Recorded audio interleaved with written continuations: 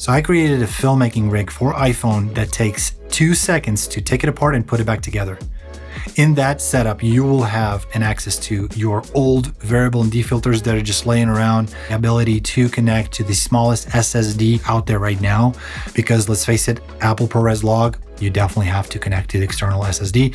Then you have a audio system that can be connected to the hub of that SSD, DJI Mic 2 systems, Rode Wireless Pro, you name it. All of that and more is in this setup. So let me go over all the parts that you need to build the same rig. Okay, so today we're going to be unboxing some of the things that you definitely want to have if you are shooting on your iPhone. And as you can see, I have iPhone 16 Pro Max. What we're trying to do is minimize every single thing on this iPhone. I don't want to walk around and have a bunch of different rigged up things on the iPhone if I want to shoot something high quality. So we're going to start with this magnetic mobile filter mount, and that simply magnetizes in the back of your iPhone. Hopefully it's going to be usable with this kind of cases, because again, I don't want to take off the cases, but we'll see if it's going to work. And it does have a 67mm thread that you can use some of your own filters. And as a filmmaker, I do have tons of different filters, from circular polarizers to variable ND filters that I can just slap on to this iPhone setup. Now, JJC is the one brand that I have actual my SD cards, and it's been with me, I don't know, like probably 7 years now, and it's still holding on really well. And I keep all my SD cards in here. Nothing is falling apart, and it's a solid case. So hopefully this is going to be the same product, solid, and is going to last long. And the links is going to be in the description so you can check out this product. This is a more stripped down version, but there's one with the actual casing. You can put these pieces with some variable ND filters in the case and just have a little bag where you can toss it in your backpack if you need to. This setup actually works for not only the iPhone 16 Pro Max, but also iPhone 16 Pro. So it just extends to actually fit on the back. So moment of truth. Yeah, it works. It's not 100% flush. Has a good magnet to it, but unfortunately I can see just a little bit of light leak. Yeah, you can see the wide shot has some vignetting right here because of that lip. So let me go ahead and take this thing off. And if you put it on like so, okay, now it is perfectly on the iPhone. There's no light leaks, and you can absolutely slap on the filter on top of it. Yeah, there's no vignetting when you're wide shooting. So I guess it meant to be used without a case, unfortunately. And this is the reason why I wanted this tripod, is simply because how tall it is. And right here, it is Arca Swiss plate, which can be turned into a tripod. And then you can place your iPhone, and magnets are insanely strong. This goes on top. Really nice. Nicely done. Need to be shot for vertical. You can totally do that. And if you fold this, you can attach it to any kind of regular Arca Swiss tripods. Also, if you need to, you can use it as a vlogging rig, which is going to give you quite a bit of reach. So that's the biggest reason why I decided to go with this one. And also, if you, wow, this is strong. So also, if you have this, you just simply fold, and look how tiny this thing is. And here's the one of my favorite Lexar SSDs. I already see that's going to be an issue with, yeah, it will be. Now, the only way to do it is I would simply have to use this attachment, which I really don't want to, but have no choice. Okay, so now here's the interesting part. I have this quad lock, very, very durable case for the iPhone 16 Pro Max. And what I noticed that when I actually slap on to these magnets, which is this magnet is way stronger than any other magnet case.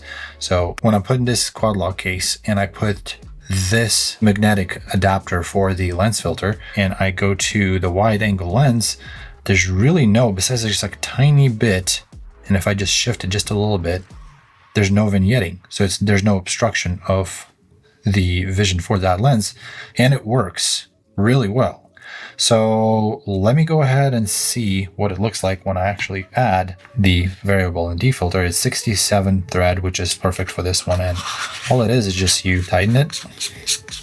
That's it. Not too tight because majority of the time it will be just difficult to take it off. Let's pretend that I'm filming something and it is way overexposed. All I have to do is just rotate this variable ND filter. And now the image is perfectly exposed. Okay, so here's the setup that I have. Finally got everything the way I want it. It is a quad lock, very durable phone case. And on top of it, I slapped on this converter for ND filters that you're using with your cameras. Then on top of this cold shoe, I attached one of these converters. And I'm thinking about getting like maybe just a little bit taller one because I wanted the DJI Mic 2 receiver to be above the actual screen so I can monitor the sound coming through the receiver, and it bakes in the audio to your camera. Just make sure you actually select that receiver in your applications that you actually use. Like if you're using a Blackmagic camera app, you make sure to select that. So if you go to settings, audio, you select the audio and you make sure that the wireless microphone RX is connected. So then obviously my SSD, again, you go to the media, make sure you actually selected that media, that Lexar SSD, because when you're going to be shooting the Apple ProRes vlog, you definitely want to have your external SSD connected. So then here, if it's on a tripod, I can connect the power and it will provide power to my iPhone just because of this amazing hub of Lexar. And everything else is connected through a simple L-shape, a USB-C female to male. And then Lexar comes with little converters. And for some reason, this particular one fits perfectly with this quad lock case because, as you know, the quad lock case is a thick case. It sits perfectly flush.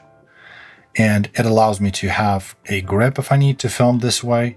And you can absolutely attach something else on the top 1/4-inch screw. And here's the cool part.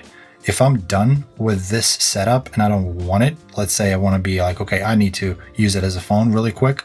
All you have to do is unplug this piece and take off your phone from this magnetic connector. And that's it. You have your just phone. You're using your iPhone as a phone.